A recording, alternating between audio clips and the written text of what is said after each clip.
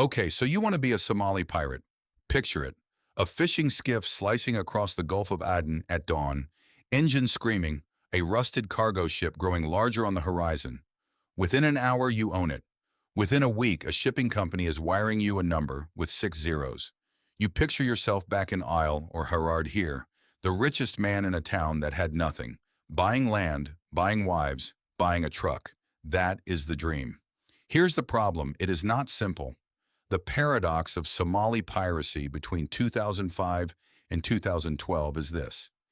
It was one of the highest grossing criminal industries per capita in modern history, and almost none of the men who actually boarded the ships got rich.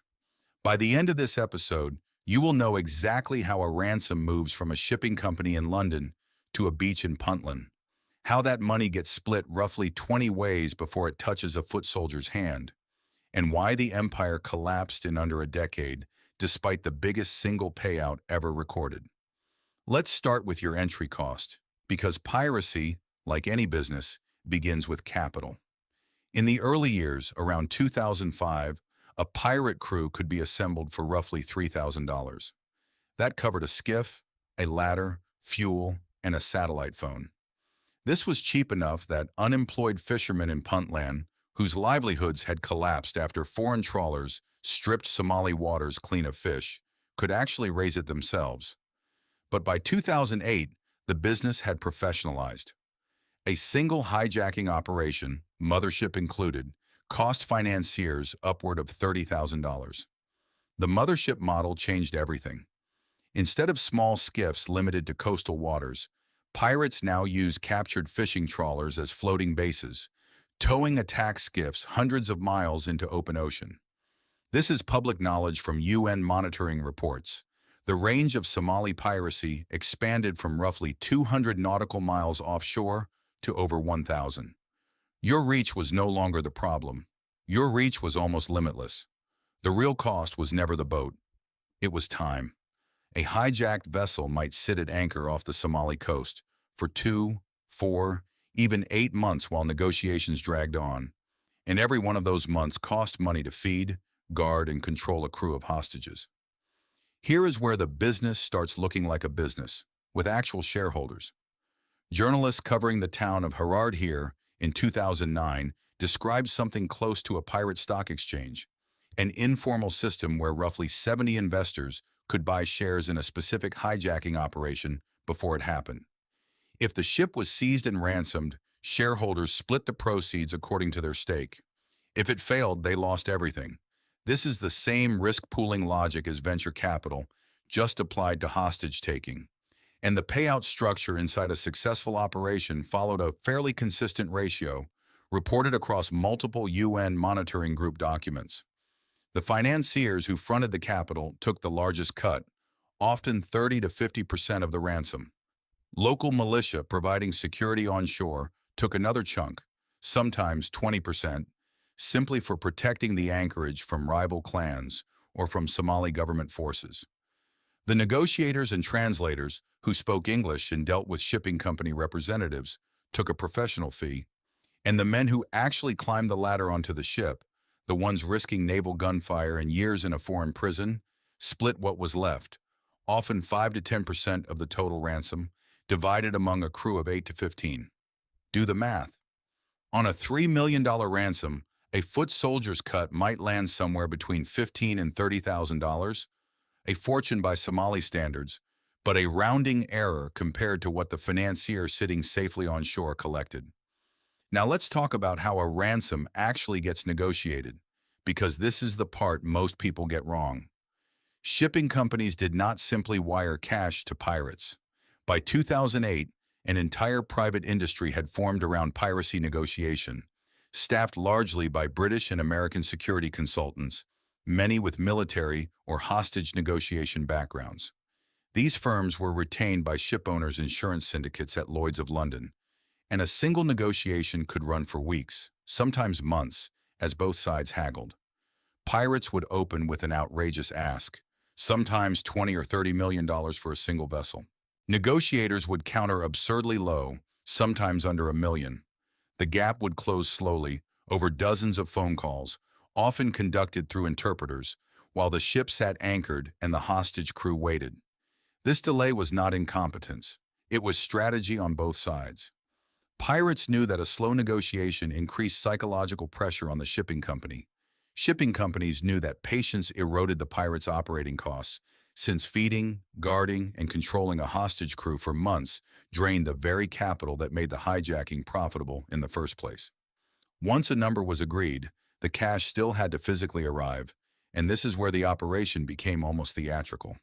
The preferred method, confirmed in multiple journalistic investigations and even a 2011 lawsuit in London courts, was airdrop.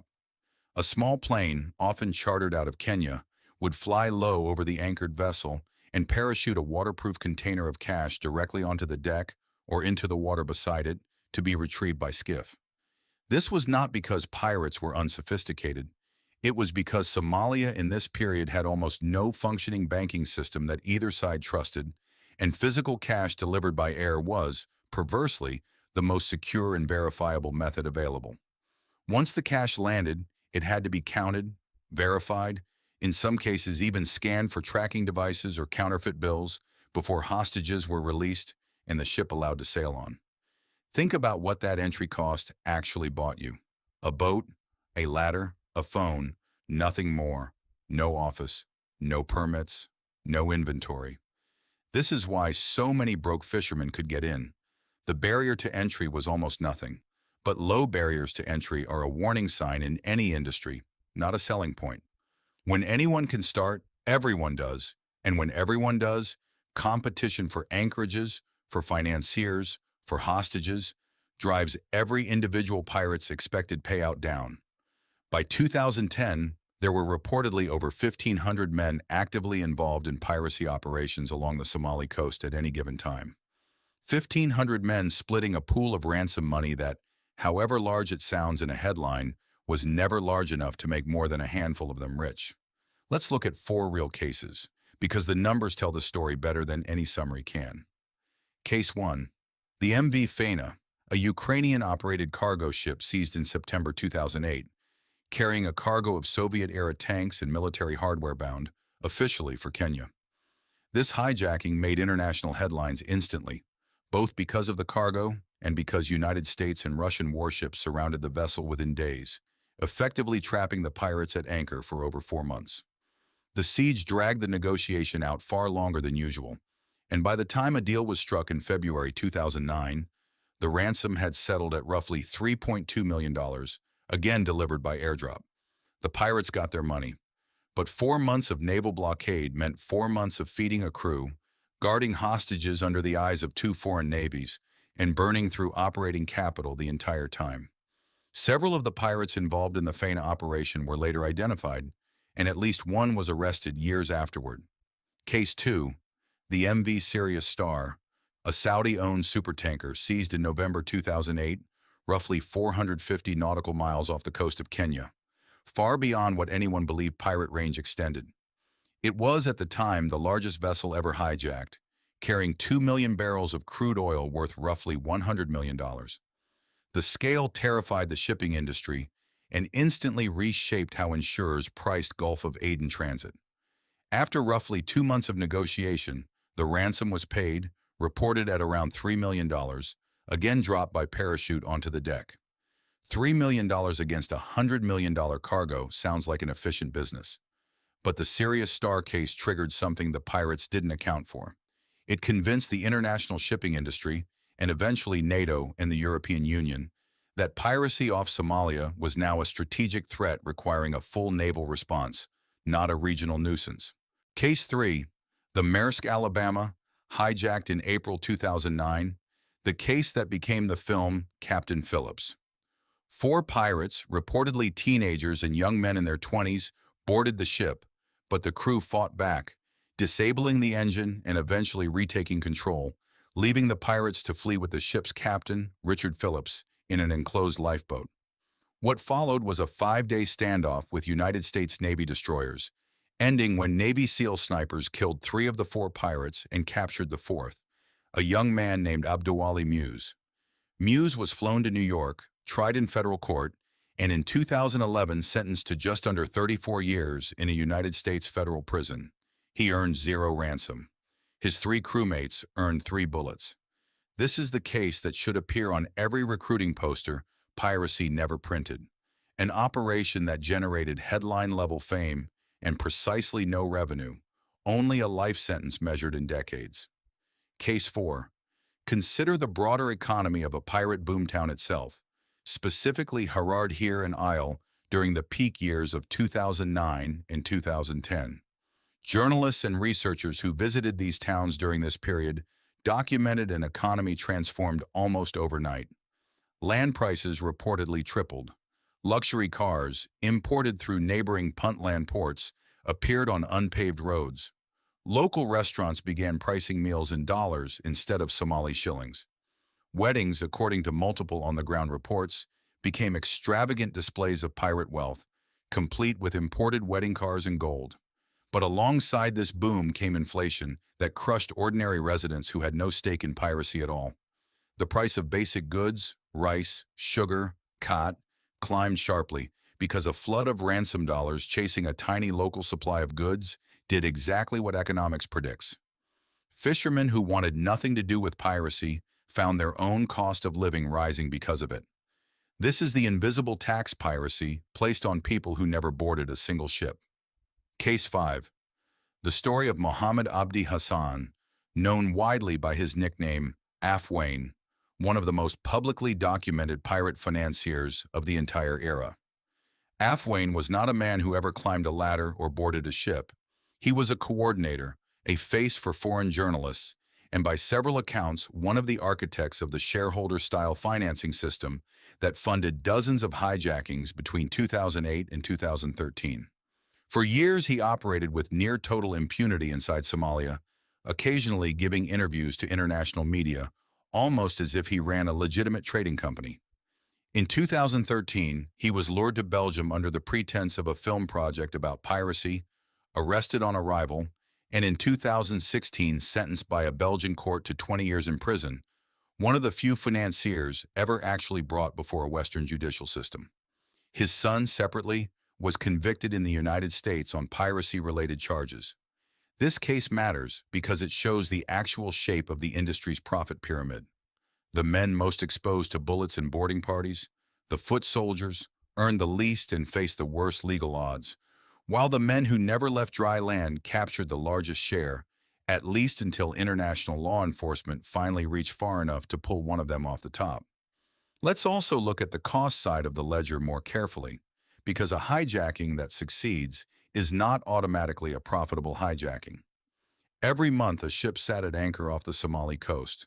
The pirate crew guarding it had to be paid a daily rate simply to remain on watch, fed, and supplied with khat, the mildly narcotic leaf chewed constantly by young Somali men involved in piracy, which itself became a significant operating expense, imported daily by small plane into pirate-controlled towns. Guard rotations meant additional manpower costs. Disputes between rival clans over control of a particular anchorage sometimes escalated into gunfights that killed pirates before a single dollar of ransom had even been discussed, a total loss with no revenue to offset it.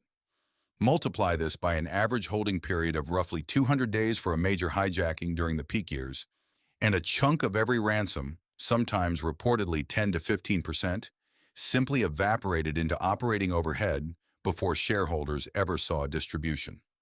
There was also the matter of trust, or rather the near-total absence of it, because Somalia had no functioning court system to enforce a shareholder agreement. Disputes over who owed whom what were settled, the way disputes are always settled when no court exists, with armed men and local clan elders acting as informal arbitrators. Multiple journalistic accounts from this period describe financiers hiring their own private militias not to attack ships, but to guard cash and enforce payment from partners after a ransom came in.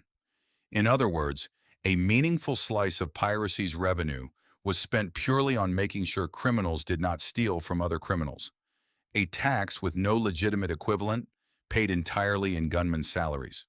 So why did the entire industry collapse? And it did collapse, dropping from a peak of roughly 237 attempted attacks in 2011 to single digits by 2013. Three forces converged. First, the insurance industry responded with brute financial pressure. War risk premiums for vessels transiting the Gulf of Aden spiked dramatically after 2008, and shipping companies began paying for private armed security teams to ride aboard as a standard cost of doing business. Once a vessel had 4 armed guards standing watch with rifles, the economics of a hijacking attempt flipped entirely. A pirate crew climbing a ladder now faced return fire instead of an unarmed crew.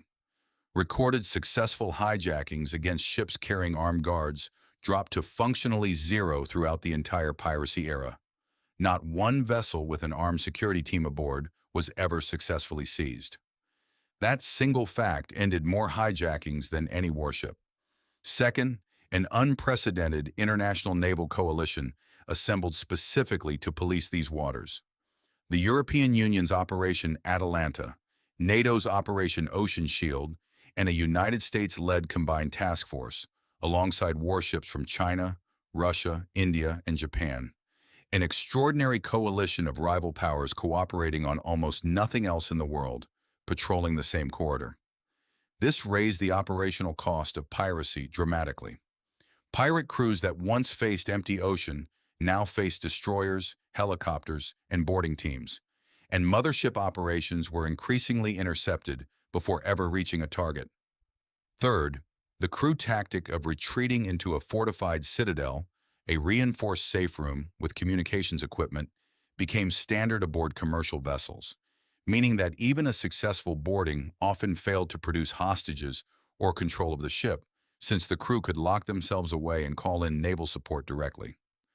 Piracy's entire business model depended on cheap entry and near-certain success. By 2012, both had disappeared. There is a final piece of the collapse worth noting, because it is the most boring and the most decisive. Onshore economic development programs, funded partly by the same international coalition patrolling the water, began offering young Somali men actual alternatives, fishing cooperatives, vocational training, coastal infrastructure projects. None of this made headlines the way a Navy SEAL rescue did, but every one of these programs reduced the pool of unemployed young men willing to climb into a skiff for $3,000 of starting capital in the first place. A criminal enterprise that depends on an endless supply of desperate, expendable young labor becomes far less viable the moment that labor has somewhere else to go, even a modest somewhere else. Now, the invoice. Abdulwali Muse, the surviving pirate from the Maersk Alabama hijacking, earned $0 from that operation and is currently serving a sentence of 33 years and 9 months in United States federal prison, a sentence that will not end until roughly 2043. Divide $0 by roughly 295,000 hours of incarceration, and his real wage for the single most famous piracy operation in modern history rounds to exactly $0 an hour, plus the cost of every year of his 20s, 30s, and 40s spent in an American cell. The financiers behind the MV Faina operation collected their share of roughly $3.2 million, but several were later identified by international investigators, and at least one financier was arrested years later on unrelated piracy financing charges, facing prosecution that erased any illusion the money had ever been clean or untouchable. The foot soldiers who boarded the Sirius Star split a fraction of that $3 million payout after a 2-month operation, risking a supertanker's crew and hull, meaning each individual pirate's per-hour wage across the entire siege, once divided among a boarding crew and weighed against the risk of naval interception, worked out to a number smaller than a Mogadishu day laborer earns for construction work, once you factor in the months spent exposed on open water awaiting payment. Add the invisible line items nobody puts on the ledger. Years spent as fugitives inside a country with almost no rule of law to protect fugitives from each other. Rival clan raids on pirate compounds holding ransom cash, since a stash of unbanked dollars sitting in a hut is itself a target. Family members targeted for kidnapping and retaliation cycles that piracy money never insured against. International arrest warrants that followed several financiers for the rest of their lives, limiting travel, banking, and legitimate business forever. And the reputational cost to an entire country since Somalia became internationally synonymous with piracy for a full decade, a branding disaster no ransom ever paid down. Mohamed Abdi Hassan, Afweyne, the man who never boarded a ship, collected a financier's share across dozens of operations for the better part of a decade, and still ended up in a Belgian courtroom in 2016, sentenced to 20 years, proving that even the safest seat in this business, the seat farthest from the guns, was never actually safe, only slower to catch up with. Consider the total sum extracted from the global shipping industry across the entire piracy era, estimated by maritime security researchers at somewhere between $300 million and $400 million in ransoms paid between 2005 and 2012. Against that figure, place the cost the international community spent fighting it.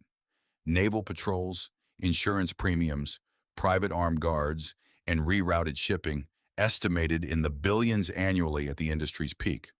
Somali piracy, in other words, was a business that generated a few $100 million for its participants, while costing the rest of the world an order of magnitude more to suppress, and still left its own foot soldiers dead, imprisoned, or poorer than the men who financed them. And for the ordinary young man in Isle or Harardheere, who never made it past his first attempted boarding, intercepted by a frigate, shot at by armed guards, or simply unlucky, there is no ledger line at all, just a name that, in many documented cases, never resurfaced in any court record, any news report, or any family's account of what happened to him, the most common outcome in this entire industry, and the one number that never makes it into any invoice. The frame never held money, it held a receipt, and the payment terms were always denominated in years.